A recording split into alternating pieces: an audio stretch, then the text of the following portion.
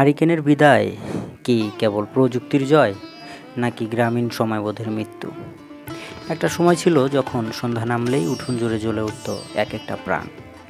কাচের ঘেরা টোপে জ্বলত আগুনের নরম শিখা, তার নাম হারিকেন। এক ধরনের কেরোসিন চালিত বাতি, যার ভিতরে সলতে জ্বালিয়ে লোহার কাঠামোয় আলো জ্বালানো হতো। শুধু আলো নয়, সে ছিল সময় চেতনার প্রতীক, পারিবারিক গল্পের শ্রোতা, নিঃশব্দ সঙ্গী। সেই আলোয় রান্না হতো, শিশুরা বই পড়ত, আর বাড়ির বড়রা গল্প করতেন সেই নির্ভরতার ভাষায়। আজ আর সেই আলো জ্বলে না। হারিকেন এখন শুধুই জাদুঘরের জিনিস, পুরনো দিনের দীর্ঘশ্বাস। চাঁপাইনবাবগঞ্জের চরাঞ্চলের এক ঘরের ঘরে রাখা হয়েছে একটি ধুলো ধরা হারিকেন। ৬৫ বছর বয়সী আবুল কাশেম বলেন, এটা আমার বাবার সময়ের, এখন আর জ্বলে না। কিন্তু এটা দেখলে মনে পড়ে, সন্ধ্যা মানেই হারিকেন, আর হারিকেন মানেই মানুষ হওয়া। তার গলায় ছিল স্মৃতির ভার, চোখে ছিল এক ধরনের আর্দ্রতা, যেটা হয়তো শুধু আলো নয়, সময়ের প্রস্থানের দাগ। প্রযুক্তির উজ্জ্বল আলোর কাছে হেরে গেছে হারিকেনের মৃদু দীপ্তি।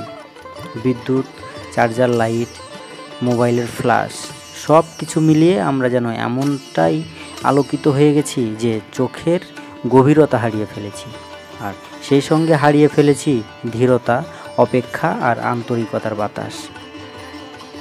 হারিকেন নিভেছে ঠিকই, কিন্তু তার সঙ্গে নিভে গেছে অনেক কিছু।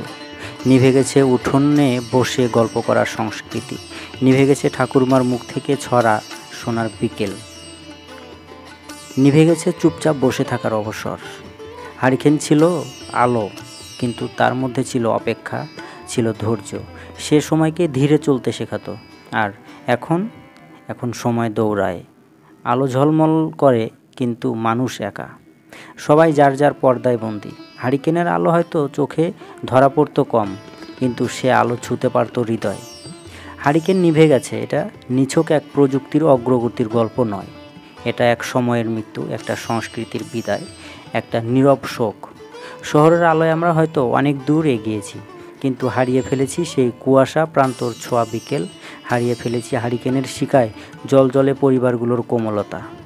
প্রযুক্তি আমাদের জীবনে গতি এনেছে, আলো এনেছে, কিন্তু আমরা কি সেই আলোয় নিজেদের মুখ এখনও চিনতে পারি?